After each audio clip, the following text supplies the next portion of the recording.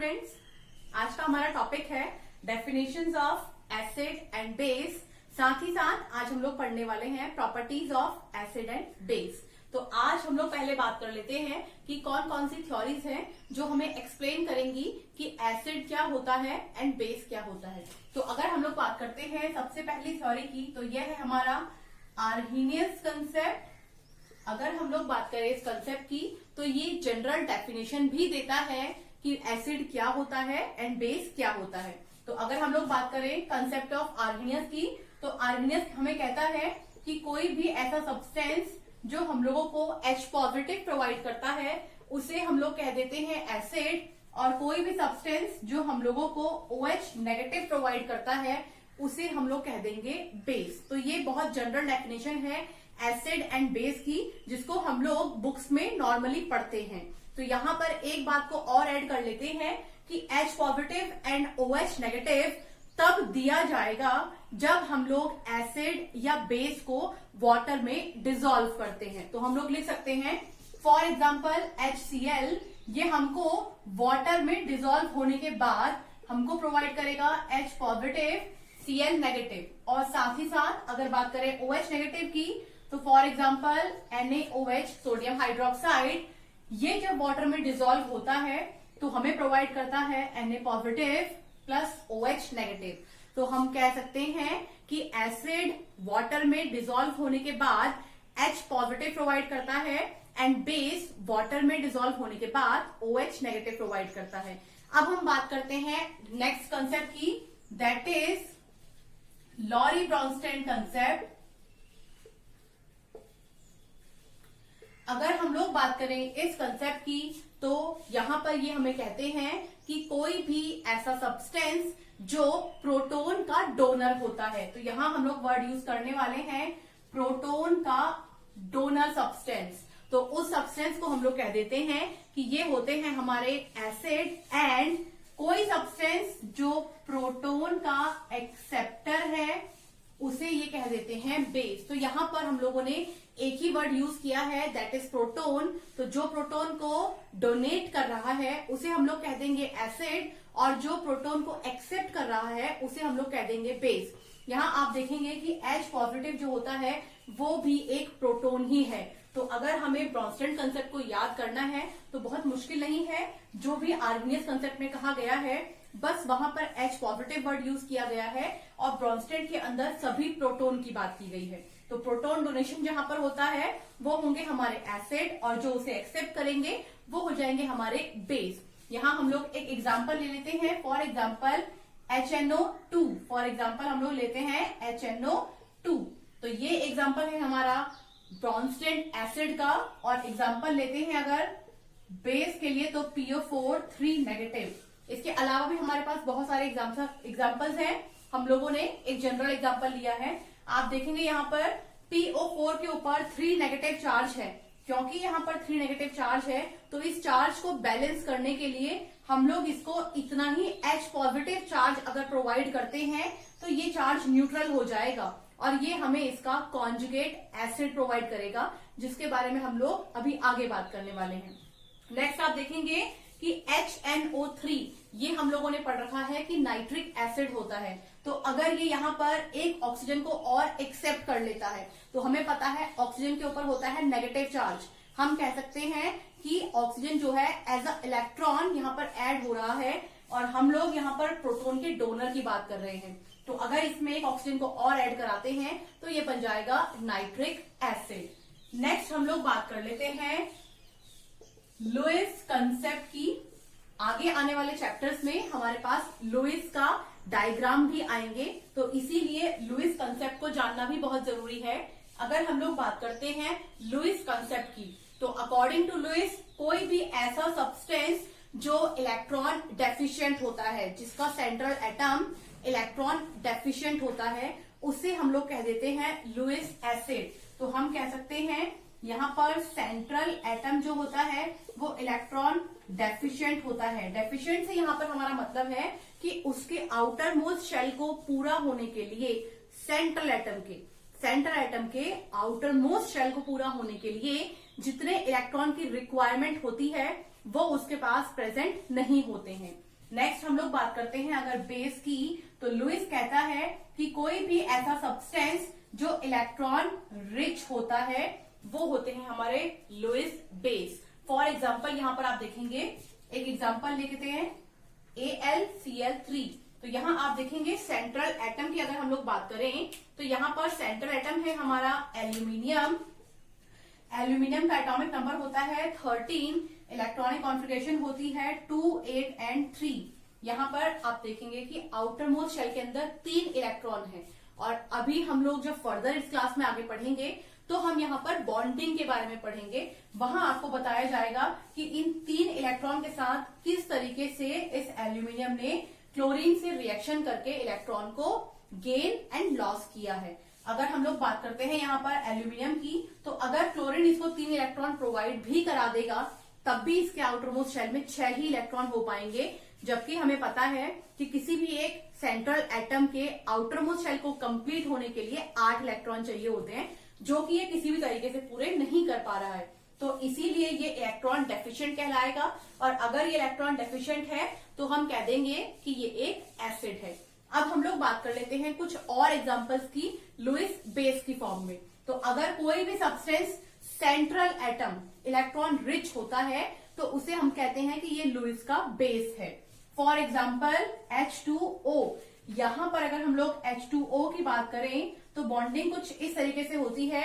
Oxygen का atomic number है 8, electronic configuration हो जाएगी 2 एंड 6।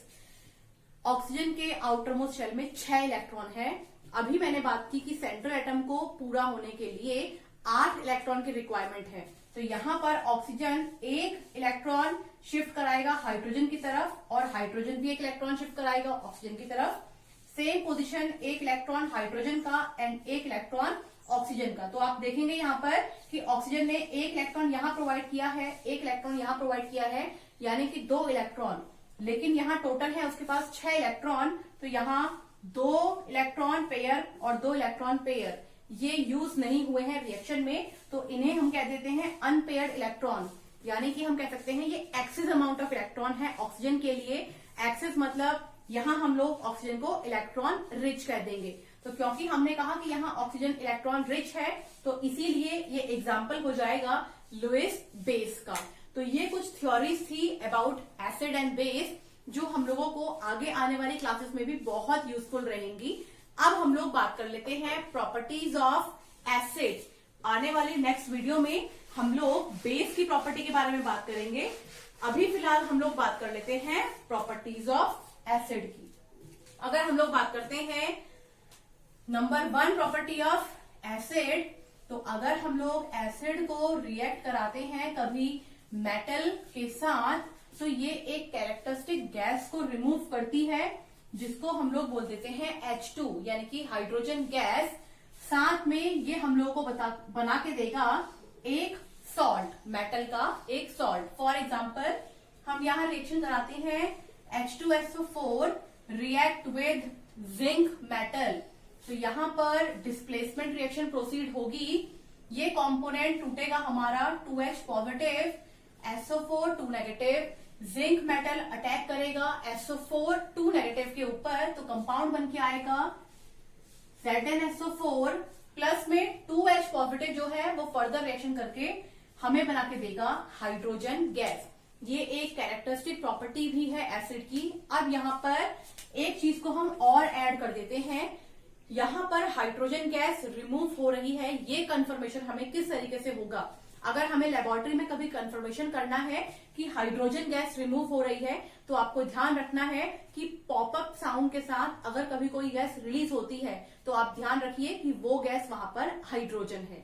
ऐसे ही अगर कभी किसी रिएक्शन के अंदर कार्बन डाइऑक्साइड गैस रिमूव होती है तो आप ध्यान रखिए इफर्वनेस के साथ वो गैस रिलीज होती है। इफर्वनेस मतलब बुलबुले उठते हैं जब वो गैस रिलीज होती है, व्हाइट रंग के फ्यूम्स दिखाई देंगे आपको जब वो गैस रिलीज होगी।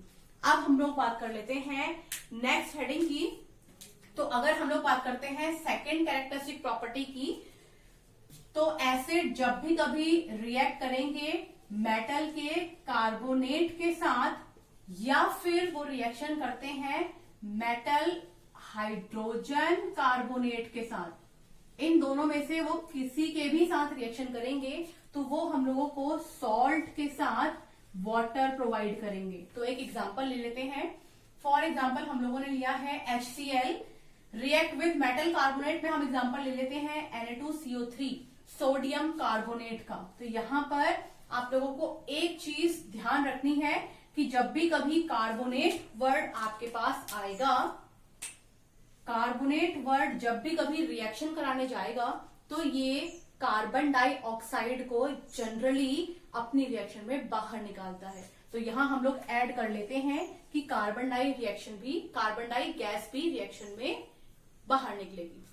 अब रिएक्शन कराते हैं इसकी। तो ये रिएक्शन करेगा, यहाँ Na2 है तो हम लिख लेते हैं 2Na पॉजिटिव।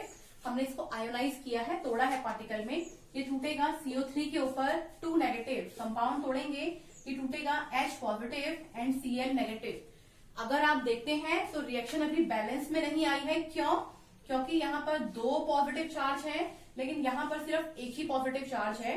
तो ये बैलेंसिंग तब हो पाएगी, सॉल्ट तब बना पाएगा जब हमारे पास यहाँ 2 Cl होंगे, क्योंकि हमने लिखा है रिएक्शन के अंदर कि ये सॉल्ट फॉर्मेशन करता है। तो सॉल्ट तब फॉर्म हो पाएगा जब यहाँ पर 2 Cl होंगे। यहाँ 2 Cl होने का मतलब है कि हाइड्रोजन भी 2 होंगे। तो रिएक्शन में हम लोग 2HCl यूज करेंगे। ये मैं अपनी प्रीवियस वीडियोस में how to balance a chemical reaction में आपको बता चुकी हूँ। अब आप देखिए 2Na पॉजिटिव रिएक्शन करेंगे 2Cl नेगेटिव के साथ तो बनेगा 2NaCl। अब हमारे पास 2H पॉजिटिव बचते हैं और बचता है CO3 के ऊपर 2 नेगेटिव। तो ये 2H पॉजिटिव जो है CO3 में से एक ऑक्सीजन को एक्सेप्ट करेंगे तो कंपाउंड बन के आएगा H2O। देखिए 2H पॉजिटिव 2 हाइड्रोजन और यहां से लिया है एक ऑक्सीजन, 2 हाइड्रोजन एक ऑक्सीजन मिलके बनाएंगे H2O। अब क्योंकि CO3 के अंदर से एक ऑक्सीजन रिमूव हो चुका है तो हमारे पास बचेगा CO2, तो साथ में बन गया है CO2। तो इससे हमें ये कंफर्मेशन भी मिला कि कार्बोनेट या फिर हाइड्रोजन कार्बोनेट जब भी रिएक्शन में यूज होते हैं कार्बन डाइऑक्साइड गैस को रिमूव करते हैं। एक एग्जांपल हम लोग और देख लेते हैं सेम एसिड के साथ। HCl react with NaHCO3। जैसा कि मैंने आप लोगों को बताया कि कार्बोनेट वर्ड जहां यूज होगा कार्बन डाइऑक्साइड गैस निकलनी ही है। तो हम लोग इसको सॉल्व करके देख लेते हैं। यहां सॉल्व करेंगे अगर ये बनेगा Na positive H positive CO3 के ऊपर 2 नेगेटिव। वैसे तो ये HCO3 के ऊपर 1 नेगेटिव होता, मैंने H पॉजिटिव को भी अलग निकाल दिया है। ये कंपाउंड बन जाएगा H positive plus Cl negative. अब देखिए यहाँ पर हमें बैलेंसिंग की जरूरत नहीं पड़ने वाली है क्योंकि जितना Na पॉजिटिव है उतना ही Cl नेगेटिव है, तो डायरेक्टली रिएक्शन हो जाएगी।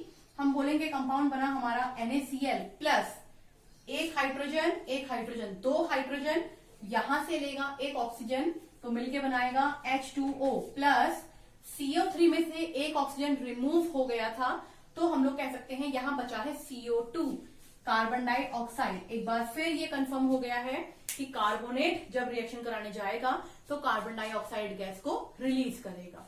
ये थी हमारी 2 प्रॉपर्टी। अब हम लोग बात कर लेते हैं हमारी नेक्स्ट प्रॉपर्टीज की। अगर हम लोग बात करते हैं हमारी नेक्स्ट प्रॉपर्टी की तो वो है हमारी reaction of acid plus base to give salt plus water. और ये बहुत फेमस रिएक्शन भी है, बोर्ड के एग्जाम्स के लिए भी ये बहुत इंपॉर्टेंट रिएक्शन है, बहुत बार पेपरों में आ चुकी है। इसको हम लोग कभी कभी बोल देते हैं न्यूट्रलाइजेशन रिएक्शन या फिर हम लोग कभी इसको बोल देते हैं सॉल्ट फॉर्मेशन रिएक्शन। तो पेपर में ये इनमें से किसी भी नाम से आ सकती है, तो आप ध्यान रखिएगा। चाहे तो ये आ जाए न्यूट्रलाइजेशन रिएक्शन के नाम से, चाहे ये आ जाए सॉल्ट फॉर्मेशन के नाम से। तो आप रिएक्शन देखेंगे, एक एसिड ले रहे हैं हम लोग फॉर एग्जांपल HCl, बेस ले रहे हैं हम लोग for example NaOH। HCl react कर रहा है NaOH के साथ, कंपोनेंट को तोड़ के देखते हैं। ये बनेगा H पॉजिटिव, ये बनेगा Cl नेगेटिव, ये बनेगा Na पॉजिटिव, ये बनेगा OH नेगेटिव। फिर वही कंडीशन हमें अप्लाई करनी है, एक Na पॉजिटिव है और एक ही Cl नेगेटिव है, बैलेंस है कंपाउंड ऑलरेडी, बनेगा NaCl प्लस एक H पॉजिटिव है और एक OH नेगेटिव है।